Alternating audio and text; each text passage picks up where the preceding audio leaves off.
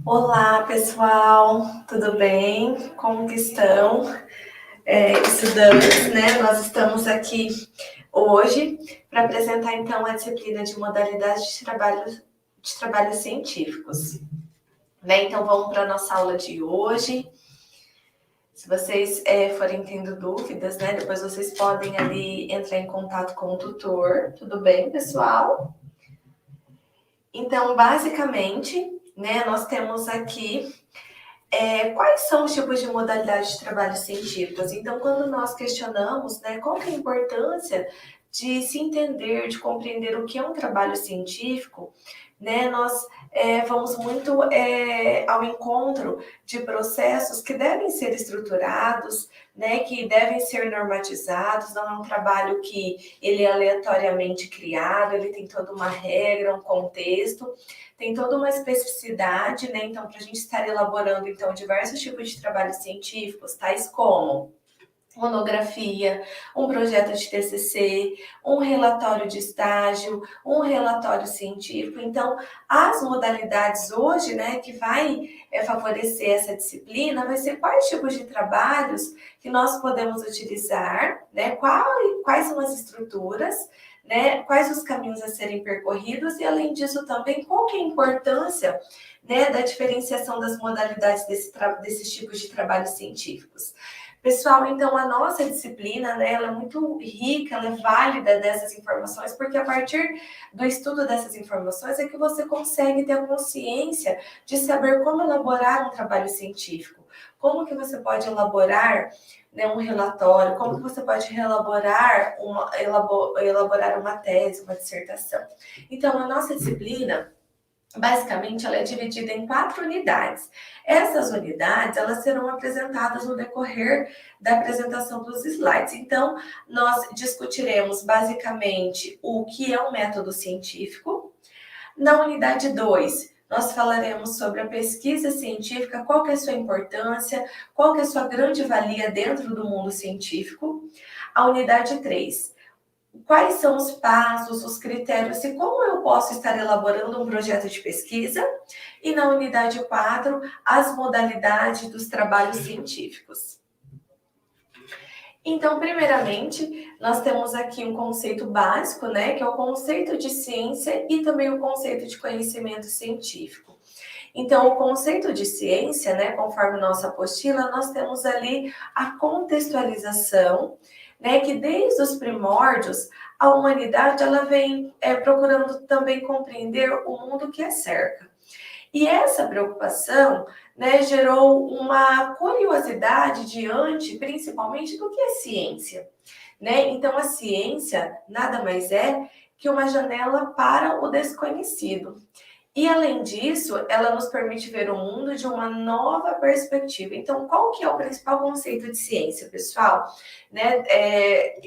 Voltando ali ao nosso início, ali a parte introdutória da nossa apostila, nós podemos verificar que a ciência, ela não surgiu, né, agora nesse século atual, ela surgiu já desde a antiguidade em busca de novos conhecimentos. E a ciência, né, de acordo com essa procura diante do desconhecido, é onde nós podemos verificar que a ciência ela não é algo pronto e acabado. Né? A ciência ela tem que estar sempre em constante processo de transformação, de mutação, justamente por quê, pessoal? Porque desde os tempos primórdios, né, da antiguidade, nós temos diversas teorias que elas vão sendo refutadas, né? O que são as palavras refutadas? Elas vão sendo extintas e elas vão sendo substituídas por novas teorias, né? Essas teorias, elas são chamadas, então, de paradigmas. Né? Então, eu vou dar um exemplo aqui para vocês entenderem, né, o que é um novo paradigma, por exemplo.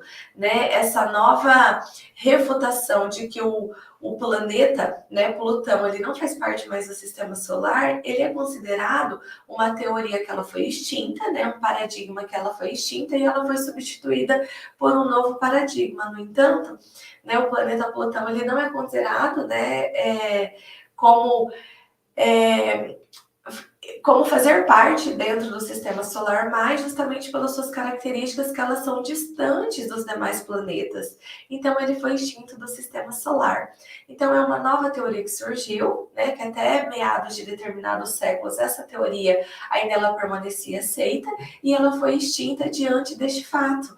Né? Então, é para demonstrar mais uma vez e reforçar aqui para vocês, né, um exemplo do nosso cotidiano, um exemplo comum, no qual a teoria e esse conceito de ciência, basicamente, ele não é pronto e acabado. Então, ele vai estar em processo de transformação constantemente, tá? E essa é a busca do nosso conhecimento científico, é buscar algo, né, válido, algo realmente que ali naquele momento, naquele período da sociedade, ele está considerado como verdade, né? Porém, ele vem em busca de um conceito de ciência. Então, o conceito de ciência e o conhecimento científico, eles basicamente eles andam articulados, eles andam juntos, né, para que a ciência ela esteja sempre no seu processo de transformação. Então, dentro da nossa apostila também, nós podemos visualizar a diferenciação, né, de ciência, quais são as características da ciência e, principalmente, também o que é o método científico. Então, basicamente, né, o que é ciência? A ciência, então, ela é um método sistemático é capaz de adquirir um conhecimento confiável e verificável por meio de uma investigação objetiva dos fenômenos naturais e sociais. Então, a ciência, né, ela é um método. O que é um método? O método é um processo, né, no qual aquela fonte, né, ela foi confiável. Por quê? Porque ela teve, na verdade, diversas variáveis, diversas verificações, que até no momento ela é considerada verdadeira. Né? Então, ciência é isso, é um método que ele é um caminho a ser percorrido diante de algumas variáveis estudadas, de algumas variáveis prováveis, no qual aquele determinado conteúdo, aquele determinado tema é considerado ciência. E quais são as características? O conhecimento científico, então, ele é baseado em evidências, ele é baseado em hipóteses, e além dele ser baseado nessas questões, ele também é revisado por outros cientistas. Né? Então, ele é falível e ele é provisório. É objetivo e impessoal, é criativo e colaborativo. Então, diante das características da ciência, diversos contextos também reafirmam aquela teoria ou aquela tese, no qual essas evidências é provadas como se fossem verídicas, né, que elas são comprovadas cientificamente até naquele determinado período como verdadeiras. E o que é método científico? Então, o método científico ele é um processo lógico de observação por meio de formulação de hipóteses, de testes e desenvolvimento também de teorias de saber como o método científico ele funciona.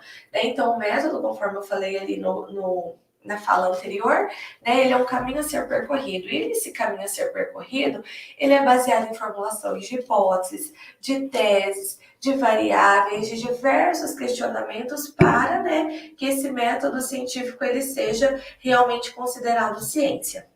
Então, quais são os tipos de ciências que nós temos? Né? Nós temos, então, as ciências naturais, as ciências sociais, as ciências aplicadas e também as ciências interdisciplinares. Então, as ciências naturais, elas vão estudar o mundo natural, né? Incluído, então, as disciplinas que geralmente nós temos dentro do ensino médio, né, que vai ser a química, a biologia, a astronomia e também as geociências. Nós temos também as ciências sociais, que elas vão estudar o comportamento humano e a própria sociedade, incluindo, então, por exemplo, né, as disciplinas que nós temos até dentro do nosso curso, a psicologia, a sociologia, a antropologia e também a ciência política.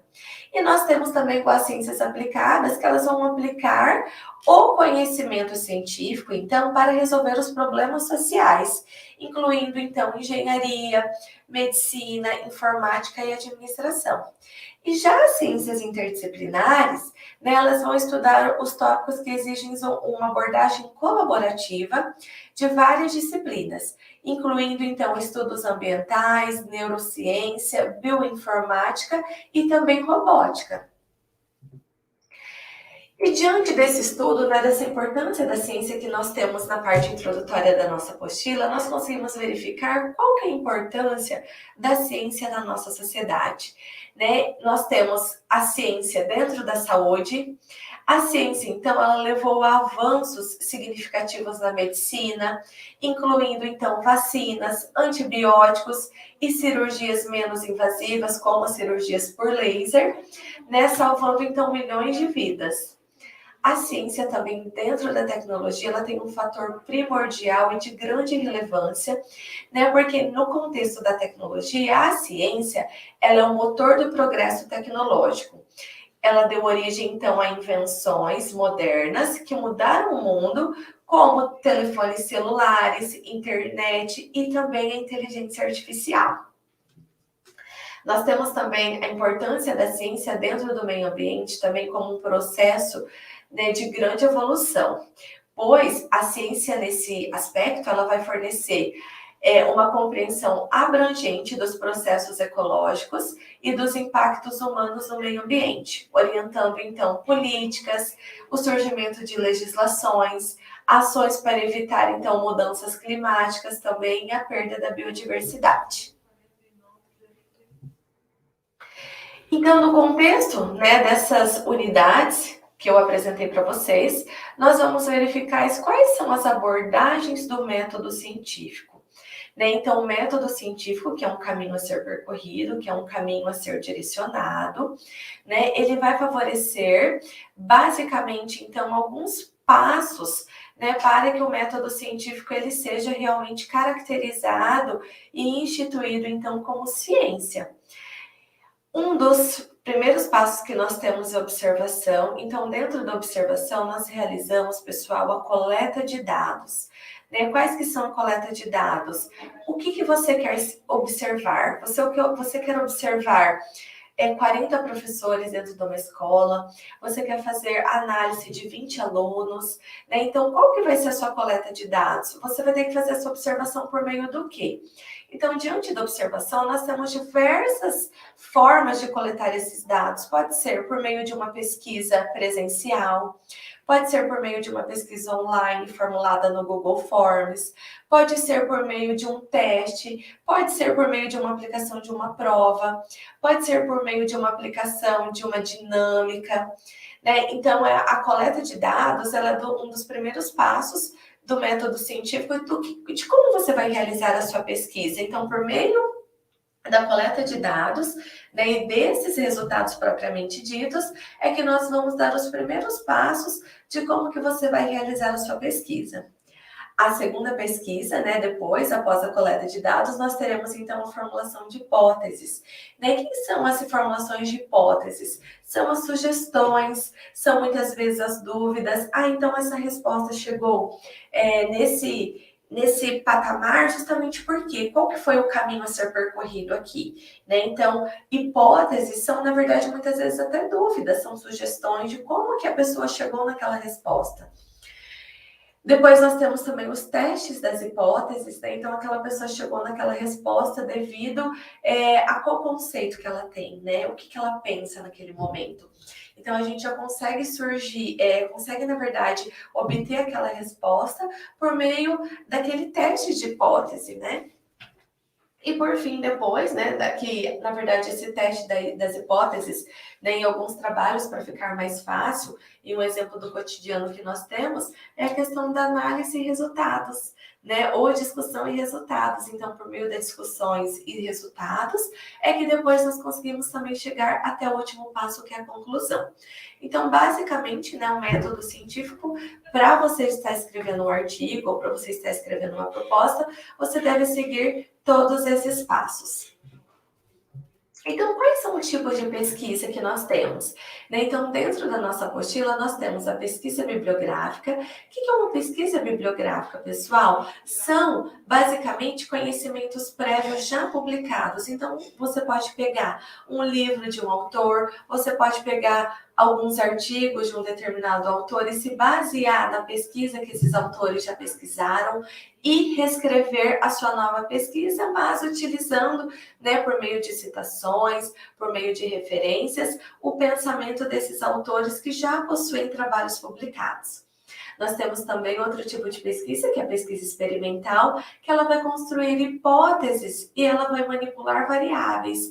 Então, geralmente, né, um exemplo do cotidiano que eu posso trazer para vocês são as experiências em laboratórios, né? As experiências que podem ser ofertadas dentro do laboratório, pode ser com teste com animal, pode ser um teste com um procedimento criado, né, por meio de uma lâmina. Então, essa pesquisa experimental, você vai de frente, né, ao foco principal diante dessas manipulações dessas variáveis.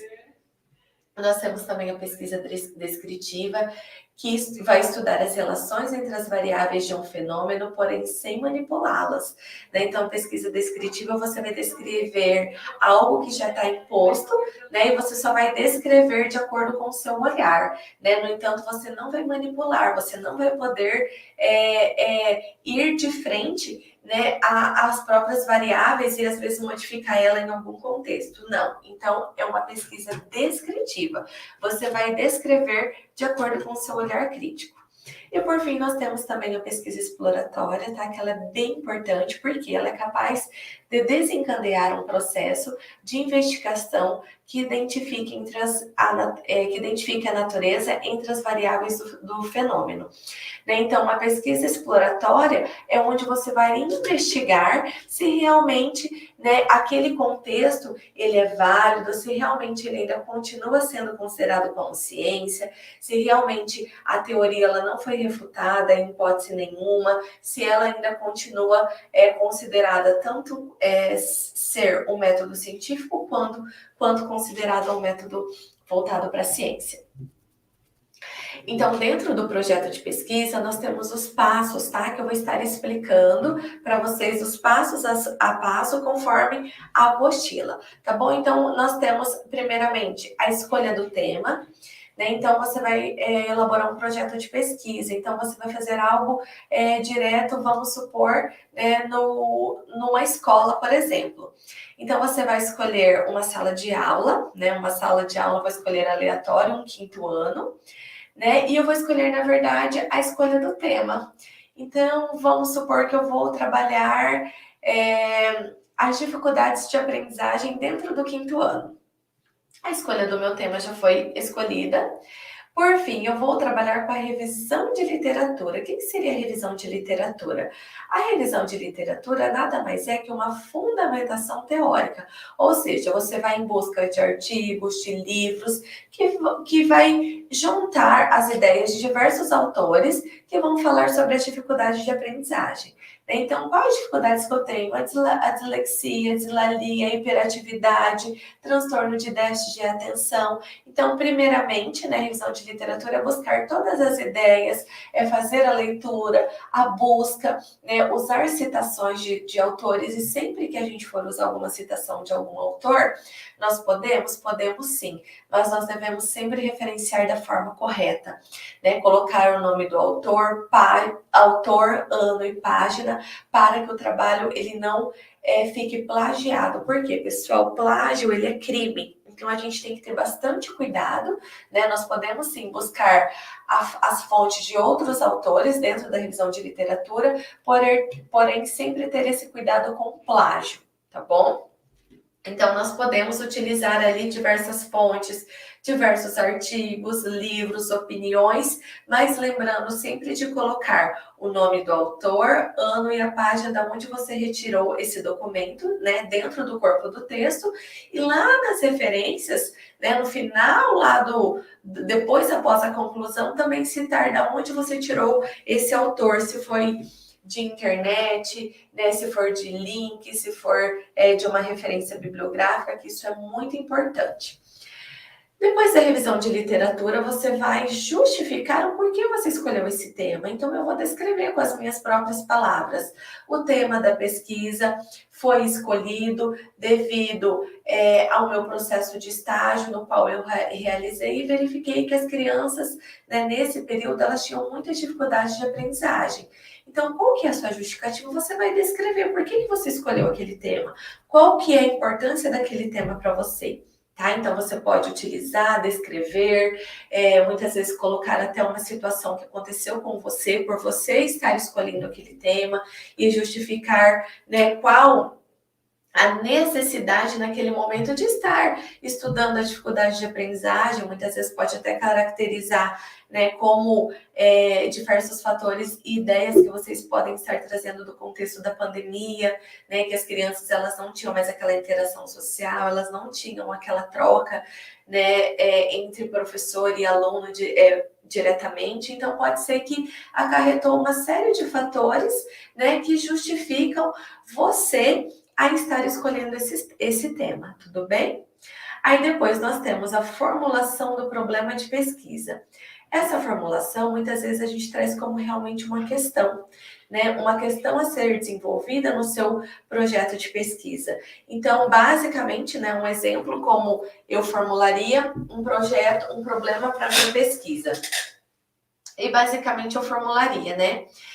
Quais os transtornos e dificuldades no ensino e aprendizagem que mais ocorrem na sala do 5º ano. Então, por exemplo, né, minha questão da pesquisa seria isso, e eu deixaria essa pesquisa, essa pergunta, né, diante da minha pesquisa, para que ela fosse realmente ali respondida no decorrer do meu trabalho.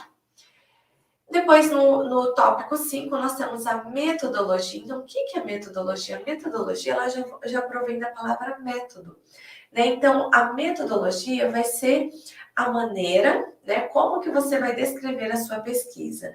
Então, eu vou dar um exemplo da minha metodologia para que vocês também possam se basear. A minha metodologia na pesquisa será abordada por meio de entrevistas com os alunos e também de entrevista com os professores. Né? A partir do momento no qual essas entrevistas serão aplicadas separadamente, tanto do professor quanto dos alunos, em momentos distintos, né? Para que assim os alunos eles possam também se sentir à vontade para estar explorando e falando sobre as suas dificuldades. Então, você vai descrever, né? Serão compostas por 15 questões para os alunos, 20 questões para os professores. Nós utilizaremos também data show, nós utilizaremos um vídeo curto para reflexão, nós utilizaremos também o Google Forms para aplicar para os professores. Então, você vai descrever qual vai ser o método aplicado diante da sua pesquisa, né? Quais materiais você vai utilizar materiais impressos, você vai utilizar tudo online, vai ser entrevistas via Google Forms. Então, você vai descrever todos os materiais e a maneira de como você chegará até a sua resposta, tá bom? Depois, no item 6 também, nós temos a análise e discussão dos resultados, né? Então, por meio das respostas de todos os alunos, de todos os docentes, vocês vão descrever, né, qual que foi a análise e discussão dos resultados baseado lá naquela revisão de literatura que vocês fizeram. Será que quando você citou um determinado autor, com a resposta dos alunos, você pode reafirmar a citação desse autor? Então, você vai buscar, né, novamente lá na revisão da literatura, a discussão dos seus resultados baseados nessas teorias, nessas ideias que você reafirmou lá desde o início, tá bom? E por fim, né, você vai chegar ali, a partir da análise e discussão dos resultados, à conclusão, que vai ser relacionada aos resultados obtidos. Então, qual que foi sua conclusão, né, diante de todo esse processo, de todo esse trabalho desenvolvido? Realmente, você verificou que as crianças, elas têm dificuldades de aprendizagem, né? Essas dificuldades, elas podem ser sanadas de alguma maneira, ela pode ser sanada de acordo com alguma metodologia diferenciada que o professor pode aplicar dentro da sala, né? Um exemplo é, muitas vezes, a troca de instrumento avaliativo. Se o professor, ele costumava dar uma avaliação individual, muitas vezes ele pode dar uma avaliação em grupo, né? Então, qual que é a sua conclusão? Né? A sua conclusão é a sua sugestão diante dessa pergunta que você fez, né? Diante desse problema da pesquisa que pode ser resolvido, tá bom? Então, o projeto de pesquisa, ele é atrelado basicamente a um passo que é articulado com o outro, o passo 1, o passo 2, o 3, o 4, e a gente tem que ter ali um fechamento da pesquisa. Qual que é a sua resposta? Qual que é a sua conclusão diante, né, da sugestão da resposta que pode ser desenvolvida dentro dessa apostila? Tá bom? Né, dentro desse projeto. Então, basicamente, você vai concluir, né, o seu projeto de pesquisa, conforme tem dentro ali da nossa apostila, que são esses passos, diante de uma resposta que ela pode ser ocasionada, né, diante desse fato. Então, essas dificuldades, elas podem ser superadas de que forma? Então, você sempre tem que deixar uma resposta como sugestão. Então, basicamente, quais são as modalidades de trabalhos científicos? Né? Nós temos alguns trabalhos que são realizados em formato de síntese. Né? Então, a síntese é um assunto a ser estudado, a aplicação da metodologia e, por último, as considerações finais. Quando a gente fala síntese, né, já é algo que vem da palavra simplificado. Então, é um trabalho de síntese geralmente pedido em uma lauda. Por quê? Porque você vai fazer toda essa desenvoltura em uma síntese, como se fosse em ideias sintetizadas. Nós temos também o trabalho científico e a monografia. Né? Então, muitas vezes, se vocês forem realizar uma pós-graduação, né, ou algumas universidades também, elas pedem a monografia. Monografia, né, geralmente ela é acima de 40 páginas, né, e ela é um estudo mais aprofundado de um determinado tema escolhido. Nós temos também um relatório de iniciação científica. Então, esse relatório, muitas vezes, ele é utilizado, né, quando os alunos participam de algum projeto de pesquisa dentro da universidade, PIBIC, PIBIC. Nós temos diversos projetos de pesquisa e, como forma avaliativa, é necessário fazer um relatório final. Né? Então, esse relatório, geralmente, ele é desenvolvido em instituição superior dessa maneira. Então, se você ali participou do PIC, do PIBID, de algum projeto de extensão, você vai ter que fazer um relatório de iniciação científica. Nós temos também um relatório de estágio, né, para vocês que estão fazendo o curso ali de licenciatura, que vocês realizam a disciplina de estágio, que nós temos estágios na disciplina de português, matemática, geografia, né, quando vocês cumprem ali a carga horária do estágio, é necessário um relatório. Nesse relatório, ele vai ter os passos que você comprove que realmente você fez. Né, a etapa da observação, a etapa da regência e a etapa do relatório de uma conclusão final sobre o que você pensa sobre o estágio, se ele foi válido, qual foi as possibilidades que você conseguiu trabalhar dentro da sala de aula. Então, nós temos diversas modalidades de trabalho científico. E outro que nós temos, né, que a apostila também ali traz para nós, é a preparação da defesa e apresentação da pesquisa. Né? Então, diante ali do contexto, nós podemos ter uma apresentação de uma pesquisa por meio de um TCC, que é um trabalho de conclusão de curso. Nós podemos ter uma preparação de defesa, se for um mestrado, em uma dissertação, né, que a dissertação ela tem no mínimo 150 páginas. Nós temos também uma tese no doutorado, que ela pode ter no mínimo 250 páginas. Então, essa preparação de defesa e apresentação de pesquisa vai depender qual que é a modalidade de trabalho científico que o professor pede para vocês, que eles vão exigir diante ali, de acordo com a regulamentação da universidade. Então, eu consegui colocar aqui uma citação muito importante, tá? Que traz, né, de dois autores que estão dentro da nossa apostila, que é sobre Marconi e Lakats, que eles vão trazer, né, uma grande validação, né, de tudo que eu estou falando até aqui, sobre a importância que o método científico, ele é um processo de pesquisa que segue uma determinada sequência de etapas.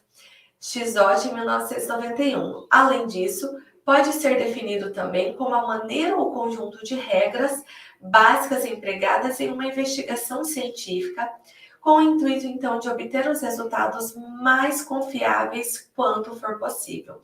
Então, essa citação ela é de extrema importância, porque ela traz para nós a importância do trabalho, né, do método científico. Então, para você estar elaborando um trabalho e esse trabalho ter toda uma estruturação universal, unificada, né, facilita muito também para aceitação desse processo de pesquisa como um método confiável, como um método que realmente ele teve a obtenção de um resultado por meio de uma análise, por meio de uma pesquisa e por meio de uma hipótese.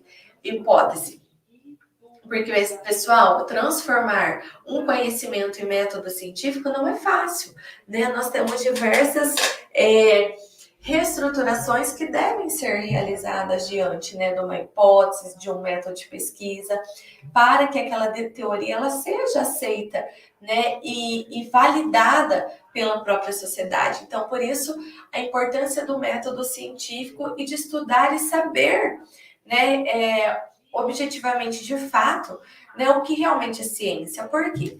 Porque dentro da ciência também nós temos diversos contextos populares, né? Nós temos ditados populares, nós temos também aquela ciência do senso comum. O que aquela ciência do senso comum ela caracteriza para nós? Muitas vezes aquele ditado popular que ele não tem muita validação científica. Será que aquele ditado popular realmente ele tem uma versatilidade, ele tem um contexto verídico, ele tem um contexto científico por trás? Né? Então é uma preocupação que nós temos também em saber diferenciar o que é o senso comum, né? Que o senso comum é aquele conhecimento informal, é aquele conhecimento do dia a dia, aquele conhecimento que a sociedade traz para nós, muitas vezes até a gente tem que ter uma certa preocupação, porque diante dessas fake news que nós temos hoje, né, o senso comum ele tem que também ter uma certa cautela, né, para você conseguir filtrar realmente quais são as informações que devem estar ali rolando entre a sociedade, né, que são verídicas e também muitas vezes notícias, né, que são atreladas no senso comum, que elas são voltadas para fake news. Então, por isso que a gente tem que ter essa diferenciação do que é o senso comum e o que é o senso científico. O senso científico, que é o conhecimento científico, né, ele é basicamente voltado para análises reais, para hipóteses, para resultados e com uma convalidação verdadeira. Né? Então, por isso que a gente tem que ter esse certo cuidado e sempre saber diferenciar o método do senso comum e o método também do senso científico, né? Então, diante ali dessas perspectivas, eu vou apresentar para vocês algumas indicações, né, que nós temos ali também na nossa apostila, no decorrer das nossas unidades, que nós temos a indicação desse filme, né, para quem já assistiu também ou para quem não assistiu também tem a possibilidade de assistir, né, que um dos que nós temos aqui é o Óleo de Lorenzo. Ele é de 1993, pessoal, mas ele é um filme tão rico, tão válido, né, que ele vai falar sobre a contestação do método científico, né? Então, o garoto, ele levava uma vida normal, né, até que quando ele tinha 6 anos, estranhas coisas começaram a acontecer, pois ele passou, então, a ter diversos problemas, tanto de ordem mental, né, que foram diagnosticadas como ALD, que é uma doença, pessoal, extremamente, né, prejudicial. Por quê? Porque ela é degenerativa e ela provoca uma incurável degeneração no cérebro, levando então o paciente à morte e no máximo ali 2 anos de vida. Os pais do menino então ficaram frustrados, né, com o fracasso dos médicos e a falta de medicamento para uma doença desta com essa natureza. Então, assim, os pais, eles começaram a estudar, a pesquisar sozinhos, né, na esperança de descobrir algo que poderia deter o avanço dessa doença. Então, o que os pais fizeram nesse contexto, né? Eles foram em busca de hipóteses. O que são hipóteses? São alternativas que poderiam ser válidas para aquele período, né, de tanta dúvida, de tanta falta de conhecimento diante dessa doença. Então, o que eu quis trazer para vocês, eu, apresentando a sinopse desse filme e a apostila também, é a questão da importância de conhecer o conhecimento científico, né? Até que ponto o conhecimento científico ele tem limite? Nenhum. Porque o conhecimento científico, gente, ele é ilimitado, ele não tem limite. Ele deve ser sempre em busca de novas alternativas, de novas hipóteses, de novas ideias. E esse filme, ele vai retratar, né, essa preocupação que os pais tinham de ir em busca da cura. Então, o conhecimento ele era limitado até os cientistas, mas os pais eles foram em busca de novas hipóteses, de novas informações e novos testes, né, para em busca da cura do próprio filme. Então, da própria doença dentro do filme. Então, pessoal, esse filme vale a pena ser assistido. Ele tem